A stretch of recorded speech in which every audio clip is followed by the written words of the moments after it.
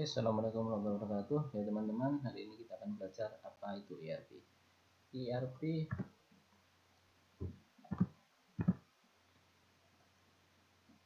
apa itu ERP? Enterprise Resource Planning. Apa itu yang dimaksud dengan Enterprise Resource Planning? Nah, sebelum kita belajar tentang ERP, sebelum kita bahas definisi ERP, maka teman-teman perlu tahu apa itu business function dan business process. Kalau teman-teman pernah tahu melihat misalnya struktur organisasi di sebuah perusahaan, itu ada yang namanya functional business area atau dalam istilah lain bisa disebut divisi atau departemen. Nah, di sebuah perusahaan paling tidak ada beberapa departemen seperti yang terlihat ini, yaitu marketing, kemudian marketing, kemudian human resource management, finance, accounting, production. Ini biasanya ada di perusahaan manufaktur. Jadi ada proses produksinya, kemudian nanti pencatatannya ada di accounting, pengelolaan keuangannya ada di finance, pengelolaan sumber daya manusianya di HRM atau human resource management, dan pemasarannya di marketing. Nah, berdasarkan bisnis area bisnis tadi, sebenarnya kenapa ada divisi-divisi itu, kenapa ada divisi-divisi tersebut, sebenarnya mengakomodir kebutuhan perusahaan. Maka ada istilah business function. Jadi dari divisi tersebut fungsinya apa, untuk job description-nya apa. Misalnya functional area itu marketing and sales. Misalnya marketing and sales itu tugasnya diantaranya adalah melakukan perencanaan marketing sampai pada eksekusinya, kemudian sales order, customer relationship management, dan marketing analysis and forecasting. Jadi perencanaan pemasarannya bagaimana, analisisnya bagaimana, kemudian melayani customer itu bagaimana, itu ada di bawah divisi marketing and sales. Kemudian ada divisi production, itu tugasnya intinya adalah melakukan produksi dari sebuah produk yang tugasnya utamanya adalah melakukan produksi ya. Jadi biasanya perusahaan manufaktur itu melakukan produksi. Misalnya perusahaan produsen mobil seperti Honda, Toyota, Suzuki, itu dia punya divisi production. Kemudian human resources, recruiting, hiring, training, payroll, and benefit. Jadi tugas utama dari human resource ini adalah melakukan perekrutan karyawan, pegawai sesuai dengan kebutuhan yang diminta atau hasil analisa yang dilakukan. Jadi misalnya bagian marketing butuh tambahan karyawan, maka nanti yang melakukan rekrutmen adalah bagian human resource atau SDM. Kemudian sampai pada penempatannya dan melakukan pengembangan kapasitas dari si karyawan itu melalui training yang dilakukan atau direncanakan oleh bagian human resource ini. Sampai pada payroll. Payroll ini penggajian. Jadi tugas human resource itu melakukan analisis gaji, kemudian melakukan penggajian setiap bulannya, tetapi nanti yang mengeksekusi atau melakukan pembayaran itu bukan di human resource tapi bagian finance. Kemudian research and development ini untuk pengembangan produk dan pengembangan teknologi atau inovasi di perusahaan. Kemudian accounting and finance ini tugasnya adalah melakukan pencatatan akun-akun accounting ya, akuntansi, kemudian melakukan controlling, planning dan budgeting terkait keuangan, kemudian mengelola cash flow perusahaan. Jadi aliran keuangan perusahaan semua dihandle di accounting and finance. Kemudian ada supply chain management, ini tugasnya adalah mengelola aliran produk material ya. Jadi misalnya ada pesanan satu produk, kemudian dia belum punya bahan bakunya, maka dia harus melakukan procurement, pembelian untuk melengkapi bahan bakunya, kemudian masuk ke inventory dan melakukan produksi di sampai pada masuk ke gudang atau inventory. Di inventory nanti bagian produksi mengambil bahan baku yang dibutuhkan untuk produksi, dilakukan produksi selesai jadi barang jadi, masuk ke inventory lagi. Di inventory nanti kemudian dikirim kalau ada pesanan atau ada penjualan, maka bagian supply chain ini yang bertugas untuk melakukan delivery atau mengirimkan barang ke pembeli atau ke customer.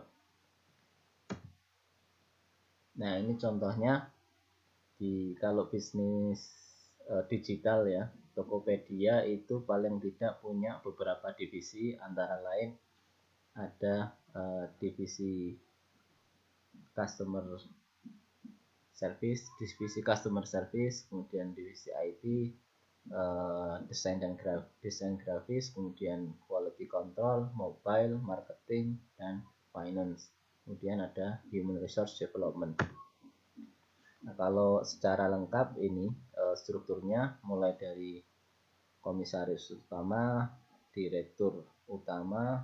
Nah, di bawah direktur utama ini ada beberapa direktur yang kemudian membawahi divisi-divisi tadi. Ini yang saya sebut, yang saya jelaskan di awal tadi, ini adalah functional area of business. Jadi area fungsional bisnis ya. Jadi perusahaan itu ada departemen-departemen seperti ini. Kalau di Tokopedia contohnya ini ada divisi IT, ada quality control, ada desain, finance, customer service, legal, HRD, konten, marketing atau internet marketing. Nah, kalau teman-teman sekarang masih bingung, saya kasih ilustrasi yang biasanya teman-teman lakukan. Misalnya teman-teman belanja di all shop ya kan, proses belanja pastinya pernah belanja di all shop, di online shop. Biasanya yang kita lakukan kalau kita belanja di all shop itu apa sih? Yang pertama adalah kita melihat-lihat dulu katalognya ya kan, kita lihat apa barang yang kita cari sesuai, maka akan masuk ke keranjang, kemudian kita bayar.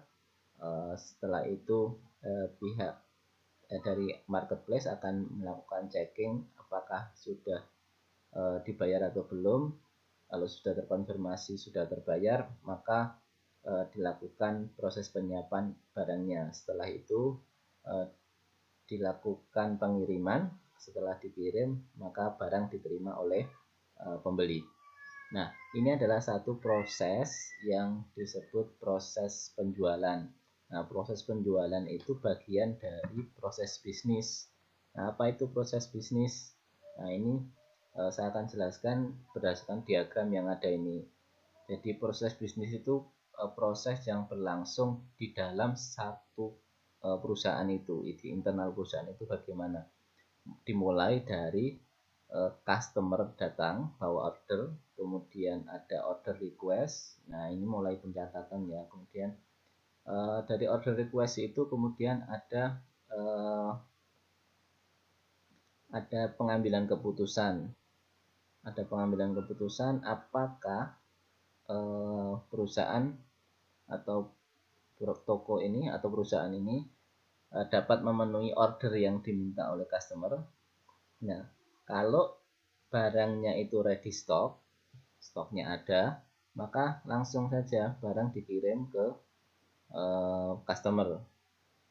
Jadi nanti ada order, kemudian dicek apakah barangnya ready atau tidak, kemudian konfirmasi, oh barangnya ada, oke kita kirim, selesai, dibayar. Nah, problemnya adalah kalau tidak ada ready stock. Nah, ini ada beberapa perusahaan yang biasanya melakukan model bisnis pre-order. Nah, kalau memang pre-order maka barangnya pastinya tidak ada. Oh, barangnya belum ada. Kemudian masuk ke bagian produksi, ke manufaktur. di bagian produksi ini nanti akan melakukan pengecekan apakah komponennya terpenuhi. Jadi misalnya ada pesanan, katakan pesanan komputer misalnya. Nah, pesanan komputer, apakah kita ada order komputer rakitan misalnya. Nah, apakah seluruh partnya ada, mulai dari CPU-nya ada,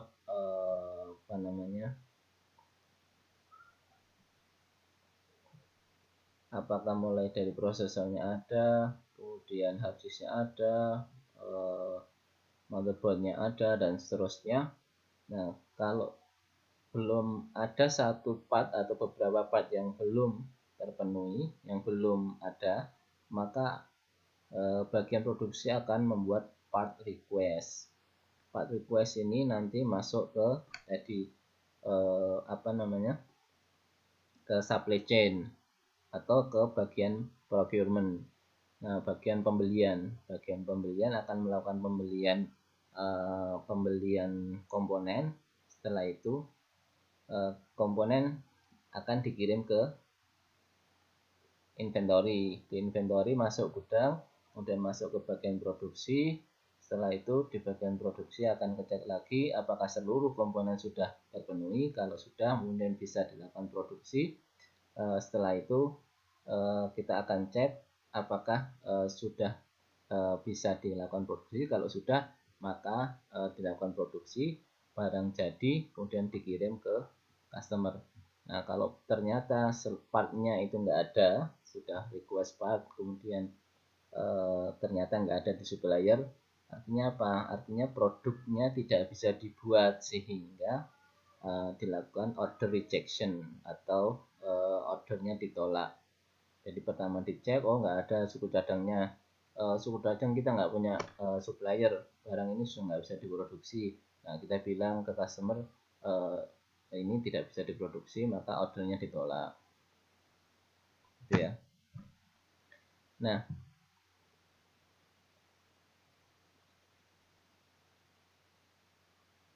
kalau kita lihat dari tiga sisi atau tiga komponen ini, kita bisa melihat seperti diagram ini, bahwa bisnis itu sebenarnya terdiri dari tiga ini.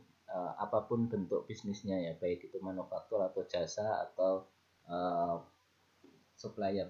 Jadi ada tiga komponen. Yang pertama ada customer, kemudian bisnis Anda, kemudian ada supplier. Nah, customer ini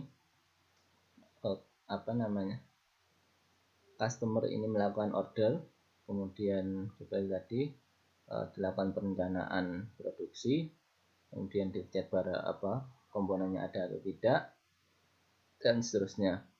Kemudian akhirnya dilakukan produksi. Nah, setelah produksi selesai, masuk ke inventory dikirim. Di sisi keuangan, itu customer mendapatkan invoice, kemudian setelah dapat invoice, customer melakukan pembayaran, pembayaran diterima, masuk ke jurnal umum. Ini tugasnya accounting. Kemudian kalau dari sisi supplier, supplier menerbitkan invoice ke kita, ke perusahaan kita, kemudian kita melakukan pembayaran, dan ini dicatat di general ledger atau jurnal umum. Nah, ini bagian tugasnya untuk melakukan pencatatan ini adalah bagian accounting dan finance atau finance and accounting. Nah, kita bisa lihat bahwa di proses ini ada aliran informasi. Yang tahap pertama adalah aliran informasi dari customer ke bisnis kita, kemudian ke supplier. Dari customer memberikan informasi, kebutuhannya apa, dia mau beli barang apa, spesifikasinya bagaimana, kita jelaskan dari ke supplier kita. Kemudian barang dikirim, barang materialnya dipenuhi, ini adalah aliran material. Nah, setelah material selesai, jadi supplier menyiapkan bagian-bagian yang dibutuhkan untuk produksi menyelesaikan tugasnya, setelah itu dikirim ke customer ini adalah aliran barangnya atau aliran produk atau aliran material. Aliran berikutnya adalah aliran cuan atau aliran finance ya, aliran keuangannya. Jadi customer membayar ke kita, kita membayarkan ke supplier sesuai dengan yang kita order ke supplier. Nah, jadi apa itu ERP? Nah, kita bisa lihat ERP itu sesungguhnya sebenarnya adalah satu sistem yang kita pakai untuk mengoptimasi atau mengoptimalkan aliran informasi, material, dan keuangan pada sebuah organisasi atau sebuah perusahaan. Nah, kalau itu dilihat dari proses bisnis, kalau dilihat dari bisnis fungsinya, ERP itu adalah satu sistem yang dipakai atau digunakan untuk menggabungkan, mengintegrasikan seluruh fungsional area yang ada di perusahaan menjadi satu sistem. Kenapa begitu? Karena dulu pengelolaan masing-masing divisi itu menggunakan software yang berbeda-beda, menggunakan aplikasi terpisah-pisah. Nah, dengan adanya ERP, seluruh aplikasi, seluruh kegiatan terintegrasi menjadi sebuah single system. Jadi ini sebuah single system untuk mengintegrasikan seluruh fungsi bisnis perusahaan. Nah, karena di perusahaan itu banyak sekali, karena di perusahaan itu kompleks, fungsi bisnisnya banyak, kegiatannya banyak, aktivitas proses produksinya panjang, maka sistem ini kompleks, tidak mungkin kemudian dikelola secara manual, sehingga ERP itu hampir pasti menggunakan software. Nah, dari penjelasan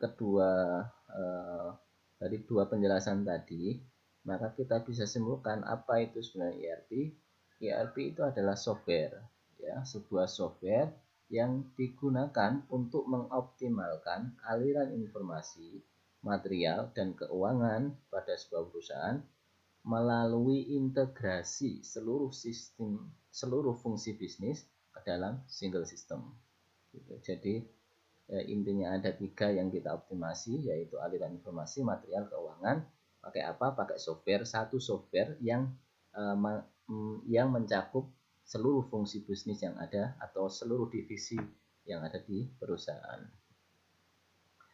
Ini adalah contoh beberapa software ERP yang ada di pasaran, mulai ada Odoo ERP, ada NetSuite ERP, Sage Intacct, Brightpearl, kemudian Ecount ERP, Oracle, SAP ERP. Nah, beberapa software ini, beberapa produk ini ada yang berbayar, ada yang gratis.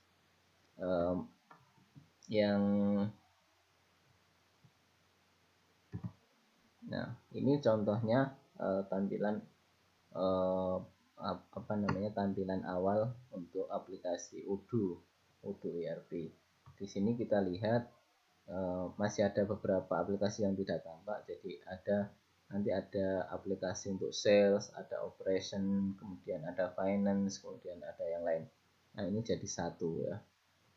Nah, itu kenapa kemudian ERP ini menjadi memudahkan perusahaan, kinerjanya menjadi lebih optimal. Kemudian seperti ini ada account ERP, ini ada penjualan, pembelian, produksi, perpindahan stok, laporan. Jadi semua pencatatan kegiatan aktivitas perusahaan itu ada di satu aplikasi. Jadi itu yang bisa saya jelaskan hari ini. Terima kasih. Wassalamualaikum warahmatullahi wabarakatuh.